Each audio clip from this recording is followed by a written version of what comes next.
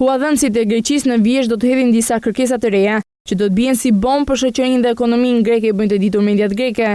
Sipas kësaj agjende, pagat e Greqisë do të arrijnë në nivelin e atyre të Bullgarisë. Gazetari News paralajmëron shfuqizimin e pagës së 13 dhe 14 përpunonësit në sektorin privat, zvogëlimin e pagës minimale deri në 495 euro, largimin të reja nga puna, ristrukturim të sigurimeve shoqërore dhe ulje të pensioneve në masën 30%. Pika më shokuese e planit është ajo sipas së cilës pritet të shfuqizohen kontributet e sigurimit për pjesën e pagës deri në 400 euro, duke ruajtur detyrimin e punëdhënësit për të paguar sigurime vetëm për pagat mbi 400 euro. Më tej gazeta shkruan se partnerët evropian parashikojnë sipas një memorandumi të ri nga viti 2014 e mëtej, një shtetëri me 450.000 punonjës publik. Përfaqësuesi i Trokës, Mafias Mors, ka thënë se Greqia nuk mund të paguajë më shumë se 450.000 nënpunës civil. Më herët kryeministri grek Antonis Samaras deklaroi se këtë dimër nuk do të ketë masa shtesë.